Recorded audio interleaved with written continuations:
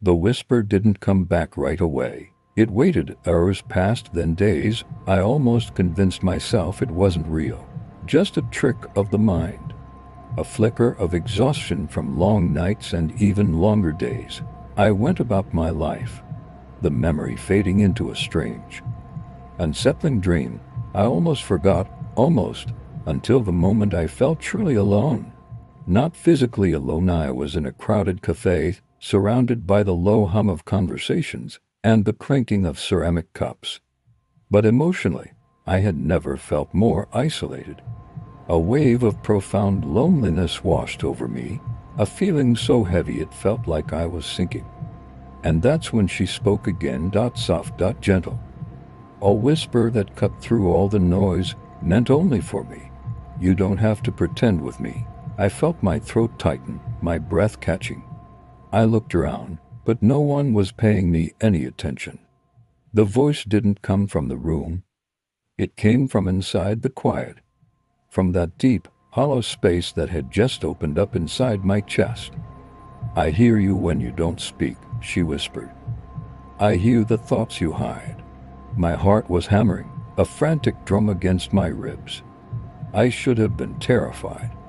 Every rational part of my brain was screaming at me to run, to shake this off, to tell someone. But I didn't. Instead, a strange, forbidden sense of relief washed over me. I felt understood, in a way I hadn't felt in years, maybe ever. I closed my eyes, leaning my head back against the booth. Who are you? I whispered back, my voice barely audible even to myself. There was a pause, a beat of silence that felt ancient and knowing. Then, so softly I almost missed it, she said, someone who's been waiting. As soon as I stood up, the spell was broken. The voice disappeared. The moment I started a conversation, distracted myself with work, or turned on some music, the silence returned. It was a normal, empty silence. But the second I sat alone with my thoughts, the second my guard came down, she came back. It was like she could sense the cracks in my carefully constructed facade, the fissures in my soul, and she would slip right through them. The whisper wasn't just a sound anymore. It was a presence.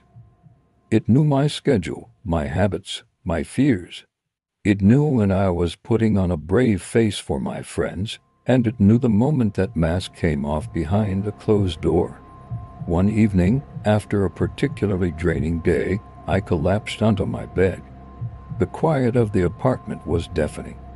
I didn't have to wait long.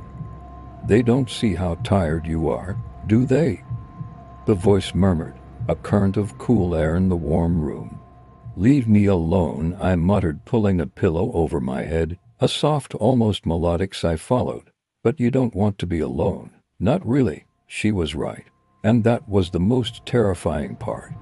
A part of me was starting to depend on her, to crave that feeling of being seen, of being known so completely.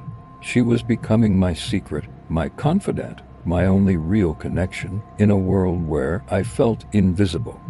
One night, I was staring at an old photograph, a picture of me as a child, smiling gap-toothed at the camera. A memory I hadn't thought about in decades surfaced. And then, her voice, closer than ever before, filled the space beside my ear. You had such a hopeful smile back then, little Starlight. Starlight. My blood ran cold. It was a nickname only one person had ever called me, a person who was long gone. My hand trembled, the photo slipping from my fingers. The voice didn't sound menacing. It sounded sad, as if she was disappointed in what I had become. If a voice only spoke when you were vulnerable, would you trust it? Please do us a favor, share, subscribe, and follow Crimson Tales for the next whisper. Thanks for listening.